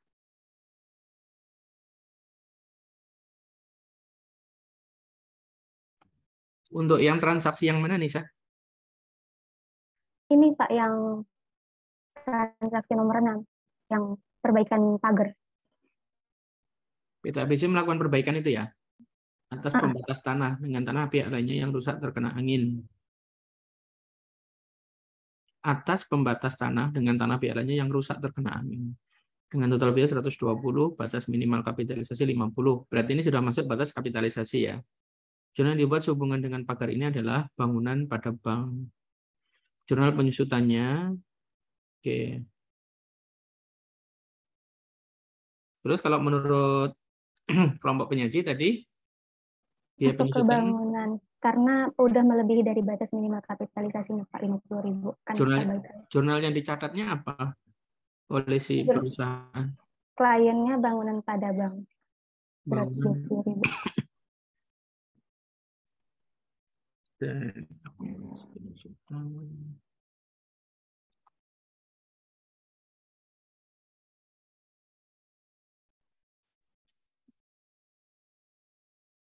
Biaya penyusutan 64.000. Akumulasi penyusutan bangunan 64.000. 64.000 ini didapat dari total Pak, dari yang bangunan lama yang 12 juta tadi itu nanti dibagikan dengan 20 tahun kan. Tapi mereka salah catat gitu Pak. Kemungkinan mereka nyatetnya itu tuh 120.000 gitu klien. Makanya jurnalnya 64.000, kalau 120.000 nanti dibagikan dengan 20 tahun kan 60.000 dapatnya. terus 4.000-nya dari perbaikan. Ini kan mereka mencatatnya, kita satu-satu dulu ya, kita yang kapitalisasi dulu. Ini kan mereka mencatatnya bangunan pada bank ya 120.000. Jadi menurut kelompok penyaji itu masuk ke pemeliharaan, ke biaya, ke expense atau cost berarti? Ke capital. Ke cost, Pak, ke capital. Ke cost ya. Makanya ketika si perusahaan PT ABC ini mencatat bangunan pada bank 120, berarti udah benar itunya ya? Menurut. Iya, benar, Pak. Terus kalau menurut Martin tadi, itu harusnya di-expand-kan gitu, Martin? Bukan dari kelompok 3 kami menganggapnya bukan ke bangunan, Pak, karena perbaikan pagar ini nggak menempel ke bangunan, dia lebih menempel ke tanah, jadi kami menganggapnya land improvement, Pak. Ya, jadi apakah dimasukkan ke land improvement atau bangunan tersendiri? Jadi ini ada 3 opsi ya berarti ya. Opsi pertama adalah dia di-expand-kan menjadi biaya pemeliharaan, atau yang kedua dia dikapitalisasikan ke tanah ya sebagai land improvement. Atau yang ketiga dia berdiri sebagai bangunan sendiri. Mana yang lebih tepat gitu ya. Tapi yang jelas kita sudah sepakat bahwa nilainya adalah melebihi batas kapitalisasi. Nah, tapi yang kita harus jeli begini. Di situ kan ada keterangan melakukan perbaikan atas pagar pembatas tanah yang rusak terkena angin. Nah, berarti pagar yang lama ada apa tidak? Kalau kena angin kan berarti roboh tuh. Roboh, terus dibangun yang baru. Berarti kan itu sifatnya hanya untuk replacement saja. Hanya untuk mempertahankan yang sebelumnya ada pagar, menjadi nggak ada pagar. Sebelumnya nggak ada pagar karena kena angin. Ya, jadi sebelumnya ada pagar. Ya, sebelumnya ada pagar. Kemudian kena angin nggak ada pagar, dibangun lagi ada pagar. Ya, berarti pembangunan yang kedua ini lebih untuk mempertahankan. Jadi meskipun nilainya di atas kapitalisasi, tapi secara substansi atau secara prinsipnya bahwa ini tidak ada penambahan tidak ada penambahan dari pagernya tadi, gitu ya. Kecuali kalau yang pager yang lama, yang roboh dihapuskan dulu, ya dihapuskan dulu plus beban penyusutan dan akumulasinya disesuaikan dulu. Kemudian yang baru ini dicatat sebagai aset baru. Bisa dicatat sebagai bangunan, yaitu bangunan pagar, tapi dia harus dibuatkan coa sendiri, karena dia tidak menempel ke bangunan manapun. Atau yang kedua, dia dikapitalisasikan ke land improvement-nya, gitu ya. Jadi yang lama harus dihapus dulu. Nah, tapi kalau untuk nilai yang lama tidak dihapuskan, maka yang 120.000 ini lebih tepat di-expenditure-kan menjadi biaya pemeliharaan. Gitu ya. Paham nggak yang saya maksud ya? Jadi syarat dan ketentuannya berlaku metode pencatatannya. Jadi bisa ke expenditure, bisa ke land improvement, bisa juga ke bangunan. Tapi masing-masing cara mencatatnya berbeda. Nah, inilah yang disebut dengan prinsip di standar akuntansi yang baru, principle based itu seperti ini. Jadi kita harus melihat transaksinya dulu seperti apa, kemudian filosofisnya transaksi ini harusnya dicatat seperti apa. Begitu Martin, Christine, dan teman-teman sekalian. Mungkin ada tambahan atau komen, saya persilahkan. Izin menambahkan, Pak. Silakan, baik. Kalau kelompok 3 itu mikirnya gini, Pak. Ini kan sebelumnya ada pagar, dan dia itu pagar ini tuh nggak ada di neracanya, nggak disajikan dalam neraca. Dan pagar ini juga rusak kena angin. Berarti kami mengasumsikan bahwa pagar yang awal itu bukan pagar permanen, dan biaya pembangunan awal itu nggak sampai batas kapitalisasi, dan mungkin itu cuma dianggap sebagai expense di awal, Pak. Jadi bukan pagar permanen. Jadi pagar yang perbaikan ini tuh istilahnya membangun pagar yang baru, benar-benar baru gitu. Ya, bisa aja seperti itu, Bayu dan teman-teman ya. Jadi memang karena ini sifatnya hanya berupa kalimat, makanya kita berandai-andai jadinya bentuk pagernya seperti apa. Kemudian yang sebelumnya, kalau tadi Bayu bilang kan tidak ada akun bangunan pagar tersendiri. Nah, kemungkinan dia dikapitalisasi ke land-nya, dan improvement kan akhirnya dia masuk ke nilai tanah itu. Jadi nggak kelihatan, di neracanya nggak muncul tersendiri gitu loh. Dia munculnya di buku besar tanah. Kan bisa jadi, dan kita juga nggak tahu nih bangunan ini apakah setelah beli tanah baru dibangun, sehingga dia masuk ke kapitalisasi pas di awal dulu. Ini kan juga nggak dijelaskan ya perolehannya kapan, bagaimana cara memperolehnya. Jadi apapun jurnalnya teman-teman itu sebenarnya tergantung reasoning dan asumsi yang dipakai ketika di soal ada keterbatasan informasi, gitu ya. Yang penting logis dan nyambung, gitu ya. Kalau pakai jawabannya versinya dosen koordinator, malah yang 120 itu dicatatnya biaya pemeliharaan pada bangunan. Jadi si dosen koordinator kita ini berasumsi bahwa biaya pemeliharaan 120 itu hanya sebatas mengembalikan ke fungsi awal. Dan karena di neraca tidak muncul, berarti tidak ada pencatatan, atau bisa jadi yang pas di awal yang bangunan roboh itu sudah masuk ke dalam tanah yang 2 juta ini, atau ke bangunan yang 12 juta. Kan ini di bawah bangunan ini, di dalamnya ada macam-macam ya, bangunan kantor, lalu ada bangunan ini loh yang di sini. Apakah masuknya ke sini gitu kan, atau ke sini? Ini yang kita nggak tahu karena soalnya terbatas gitu ya. Jadi antara dua inilah gitu ya. Gitu. Itu kalau pakai kuncinya dosen koordinator. Jadi dibiayakan. Jadi istilahnya berarti kalau dari sisi pembuat soal saya berusaha memahaminya adalah hati-hati dengan kalimat minimal kapitalisasi ini. Jadi seolah-olah ini jadi menjebak gitu loh. Karena di sini ada kapitalisasi, akhirnya kita pembaca fokusnya ke sini. Nah, tapi si soalnya di atas menyebutkan yang rusak karena angin untuk yang pagar sebelumnya. Jadi kan jadi kontradiktif nih. Berarti mencatatnya bagaimana gitu ya. Jadi untuk soal-soal ini tolong hati-hati, dan kalau kalian ragu, maka pakai asumsi yang jelas. Sehingga kalian memilih jurnal itu reasoningnya bisa dipahami gitu ya. Oke, mungkin itu Christine, gimana menjawab apa tidak? Atau ada komen lagi, saya persilahkan. Baik Pak, makasih atas masukannya. Oke. Berarti nanti untuk akumulasi maupun biaya penyusutannya itu menyesuaikan ya. Jadi jurnal dicatatnya seperti apa, nanti akumulasi sama depresiasinya akan mengikuti cara menghitungnya dan menjurnalnya. Mungkin seperti itu.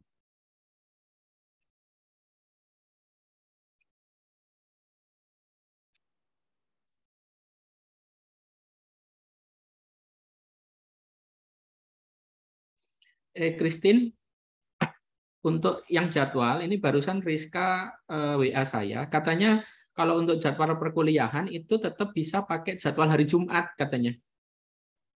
Benar Pak, tadi saya juga konfirmasi Pak ke lembaga, katanya boleh hari Jumat Pak, karena hari Jumat itu kelas terakhir dan hari Sabtu kan libur nasional Pak, jadi boleh hari Jumat.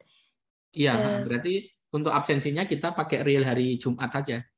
Tinggal nanti kamu koordinasikan dengan si Rizka, dia mau pakai yang Jumat pagi, yang Jumat siang. Karena kan di saya nggak bisa satu jadwal untuk 2 kelas kan, meskipun realnya kalian di jadwal yang sama. Baik Pak, terima kasih Pak. Oke.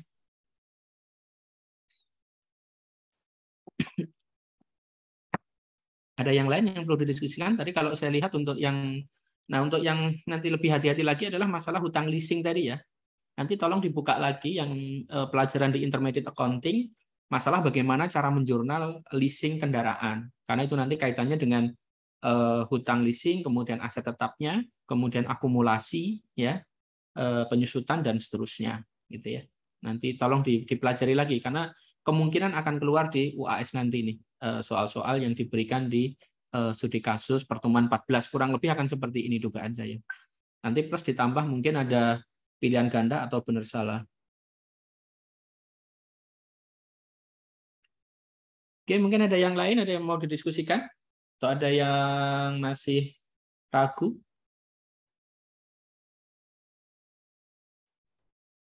Silakan.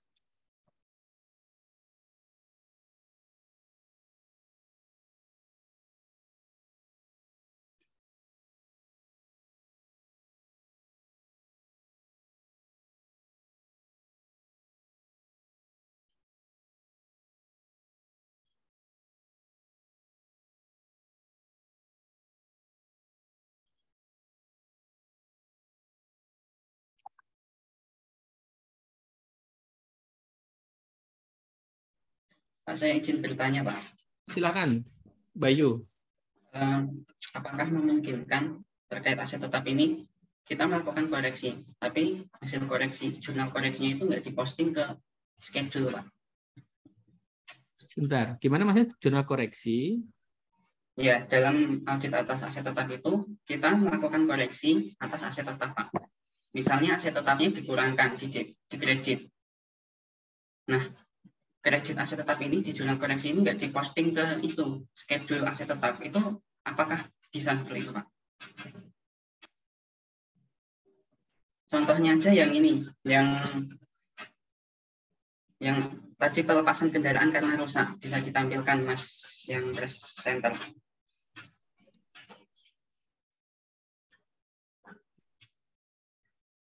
Sebelumnya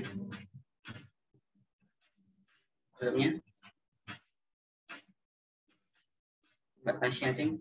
Ya, sebelumnya Mbak Tasya. Nah, ini di sini kelompok penyaji itu di jurnal koreksi yang terakhir itu ada membalik akun, Pak.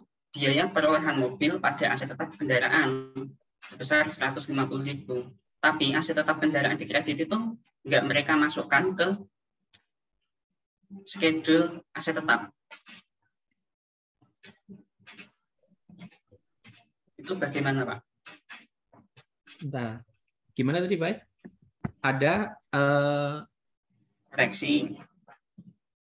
Agak putus-putus di tempat saya. Coba saya matiin dulu video saya ya. Ya, gimana, Pak? Sudah terdengar, Pak? Ya udah. Coba ulang. Di kelompok penyaji ini kan, di jurnal koreksi yang terakhir itu ada jurnal reklas, Pak. Biaya perolehan mobil pada aset tetap kendaraan sebesar 150.000. Sebentar, Pak. Putus-putus, Pak. Sorry. Mungkin videonya di off-kan dulu di tempatmu biar lebih jelas.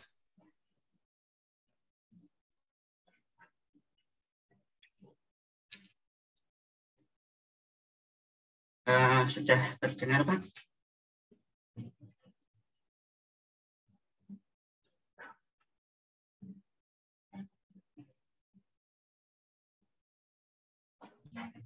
Oke, maaf. Halo, tes. Ya, Pak, saya ulangin ya, Pak. Kayaknya di tempat saya nih yang bermasalah ininya sinyalnya. Saya izin matiin kamera. Ya gimana, Pak? Di jurnal koreksi yang di layar ini itu kan ada reklasifikasi, Pak, dari biaya perolehan mobil ke aset tetap kendaraan 150.000. Iya. Nah, akan tetapi koreksi ini tuh nggak diposting atau nggak dimasukkan ke kertas kerja aset tetap, Pak. Aset tetap kendaraan yang kredit ini nggak mereka buat di kredit di aset yang di schedule aset tetapnya. Jadi pertanyaan saya tuh sebenarnya reklas ini tuh perlu atau enggak, Pak? Atau tetap direklas tapi nggak diposting gitu? Oh, jadi gini ya, dalam prakteknya itu nanti auditor tuh bikin kolomnya itu dipisah, kolom jurnal koreksi dan kolom reklasifikasi.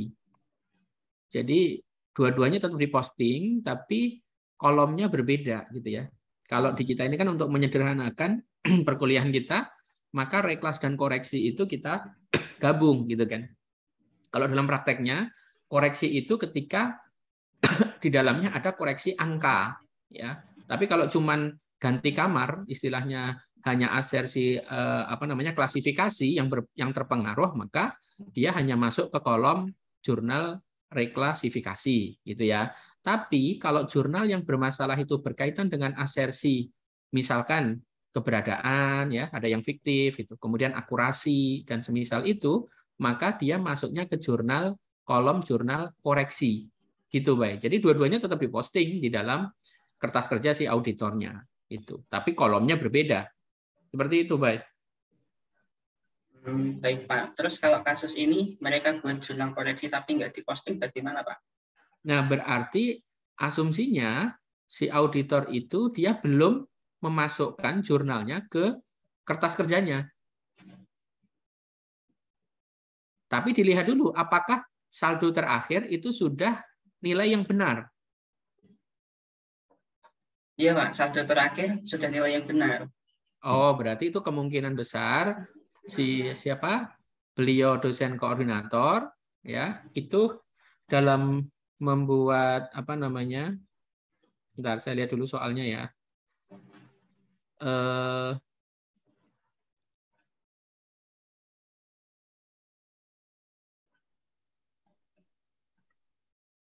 Oke. Yang dimaksud belum masuk itu kita tahunya dari mana, Boy? Kan di soalnya cuma saldo awal, kemudian saldo akhir unaudited. Sedangkan jurnal koreksi itu kan masuk ke kertas kerjanya si auditor. Di soal kan masih kosong ya? Dari mutasi, Pak. Dari neraca saldo yang ada penambahan pengurangan itu loh, Pak. Yang di soal atau di jawabannya? Di soal. Teman-teman? Di soal. Di soal, ya. Oh, berarti kalau awal. ini ya. Maksudmu enggak, ini kan ada 2 kertas kerja. Kalau yang di soal itu kan kertas kerjanya si akuntannya, si perusahaannya. Yeah. Sedangkan kalau yang di form jawaban itu adalah kertas kerja si auditor, kan gitu. Nah, yang Bayu tanyakan berarti dari sisi si akuntannya ya maksudnya ya? Ya, dari sisi akuntan itu kan yang kendaraan sudah dikurangkan 150.000. Iya.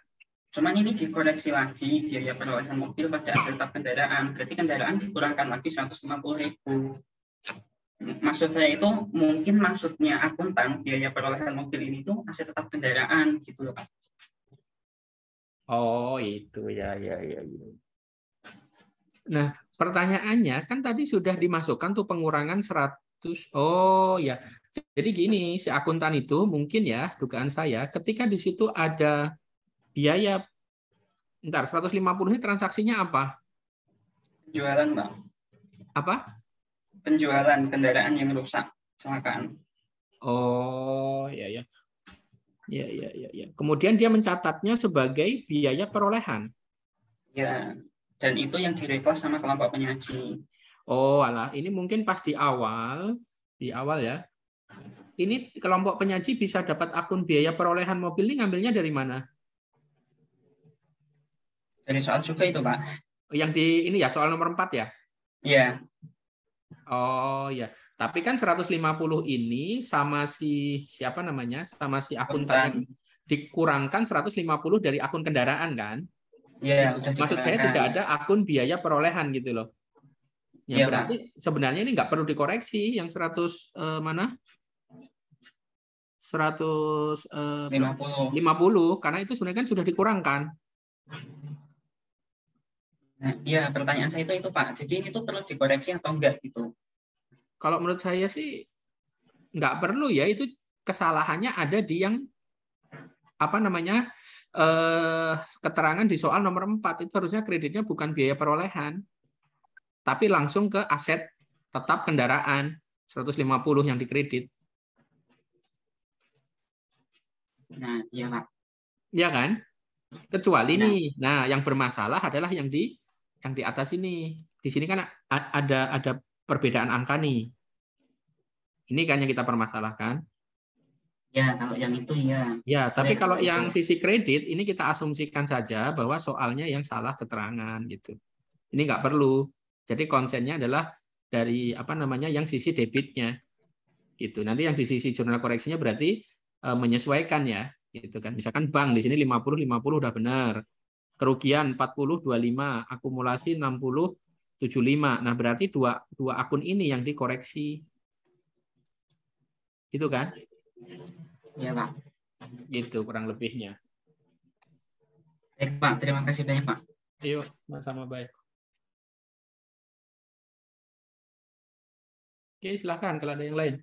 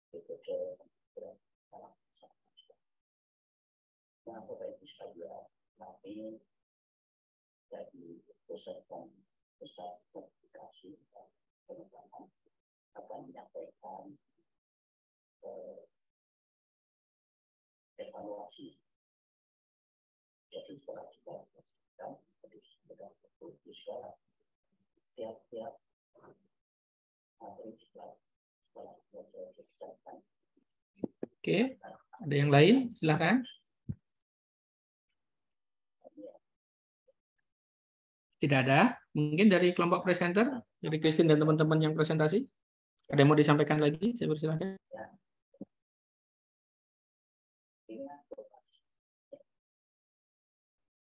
Mungkin ditanyain setiap kelompok gitu ya, Pak? Ya, gimana? Ditanyain ke setiap kelompok gitu, apakah ada tanggapan gitu, Pak? Gimana, Alif? Putus sifat saya, mohon maaf.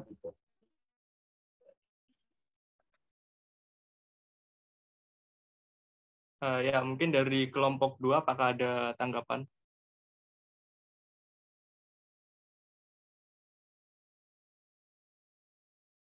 Belum ada. Dari kelompok 3? Udah cukup, Mas. Dari kelompok 4? Kelompok 4 belum ada. Kelompok 5?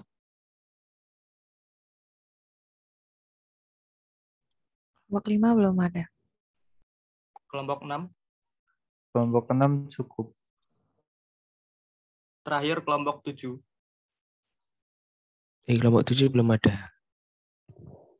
Ya, baik. Terima kasih atas jawabannya.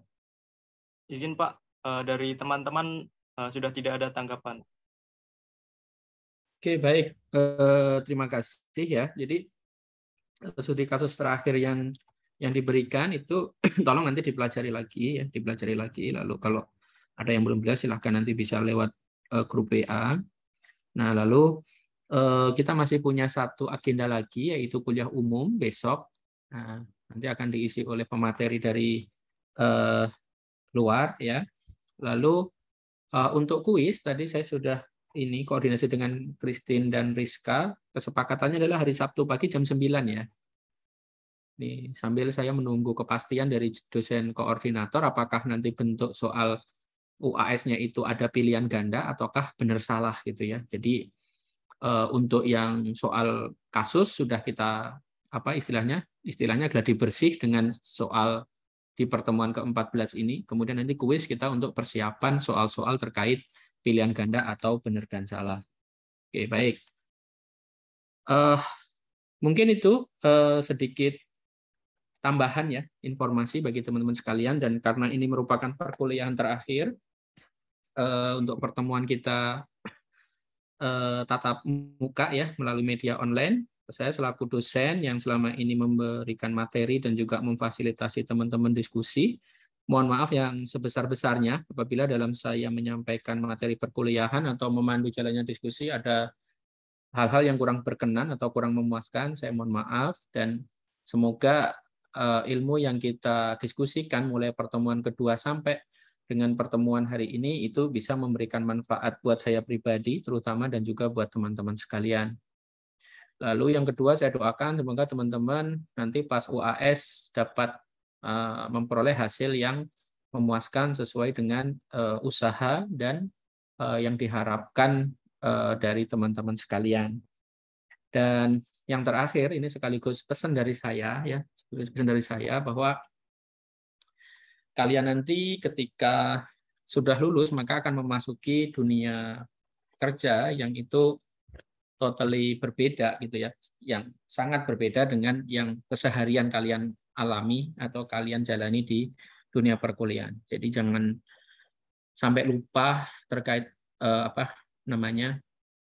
nilai-nilai etika, nilai-nilai kejujuran, nilai-nilai profesionalisme yang selama ini dipelajari di kampus gitu ya. Karena banyak beberapa senior-senior kalian yang akhirnya kepleset gitu ya, yang sekarang dalam proses hukum gitu ya. Nah, harapan saya dan sekaligus doa bagi saya adalah semoga kita terhindar dari hal-hal seperti itu ya, karena memang kita kuliah di STAN kemudian lulus itu ya tujuannya untuk menjadi ASN dan mengelola keuangan negara ini supaya bisa lebih baik lagi. Mungkin itu penutup dari saya. Silahkan kalau ada dari teman-teman yang mau memberikan komen atau mewakili teman-teman yang lainnya, saya persilahkan. Izin Pak, saya Martin mewakili teman-teman kelas 633 di sini mau mengucapkan terima kasih juga untuk Bapak Christian. Terima kasih buat ilmu, pengalaman, dan cerita-cerita yang udah dibagikan selama perkuliahan. Semoga bermanfaat bagi kami, baik itu di dunia perkuliahan, di dunia pekerjaan nantinya, atau di kehidupan sehari-hari juga. Kemudian kami juga ingin meminta maaf Pak, selama perkuliahan 14 pertemuan ini kami ada banyak salah selama pembelajaran mata kuliah praktik auditing. Kemudian kami juga memohon doanya untuk UAS kali ini, ujian offline pertama kami setelah pandemi. Semoga kiranya UAS kali ini kami dapat berlangsung dengan lancar dan mendapatkan hasil yang maksimal juga. Terakhir kami mohon doanya juga untuk proses kami setelah ujian ini sampai di saat nanti kami melaksanakan wisuda, sampai kami berkarir di dunia pekerjaan nanti. Terlebih sepertinya di sini ada beberapa teman-teman juga yang punya ketertarikan di dunia auditing ya, termasuk saya sendiri sebenarnya. Jadi kami mohon doanya juga untuk kami setelah wisuda nanti Pak. Kemudian meminta kesediaan Pak Christian juga untuk berfoto Pak sebelum mengakhiri kelas. Oke, Martin, silakan dipandu. Oke, teman-teman.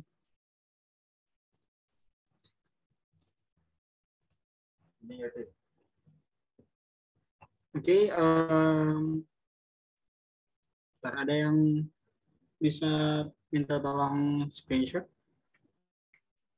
Bisa, Tin. Coba dipandu aja. Oke. Tengah 1, 2, 3. Lagi 1, 2, 3. Oke, terakhir mungkin gaya apa? Gaya 3-3 mungkin. Gaya 3. Oke, 1, 2, 3. Oke, sekali lagi terima kasih untuk Pak Christian dari kami kelas 633. Oke, terima kasih ya kepada Martin dan Christine yang selama ini memfasilitasi diskusi dan juga koordinasi ya. Semoga apa yang kalian ceritakan bisa terwujud dan nanti kalau ada di antara kalian yang ternyata melanjutkan karir atau meniti karir di BPK, ya jangan segan-segan untuk kita diskusi kembali. Kalau saya lupa tolong diingatkan karena banyak maksudnya mahasiswa yang kadang-kadang saya juga sudah lupa kalau sudah masuk ke kantor kan sudah penampilannya juga berbeda gitu kan. Ini siapa gitu kan, kelas yang mana, tolong saya diingetin kalau saya lupa. Oke, baik demikian teman-teman sekalian, perkuliahan kita hari ini kita cukupkan sekian. Semoga ada manfaatnya dan sekali lagi saya ucapkan selamat menempuh ujian akhir semester dan semoga lancar dan semuanya lulus. Amin. Baik, demikian. Akhirul kalam. Wassalamualaikum warahmatullahi wabarakatuh. Waalaikumsalam warahmatullahi wabarakatuh. Waalaikumsalam warahmatullahi wabarakatuh. Terima kasih banyak Pak. Terima kasih banyak Pak. Yuk, Terima kasih Pak. Izin lift ya.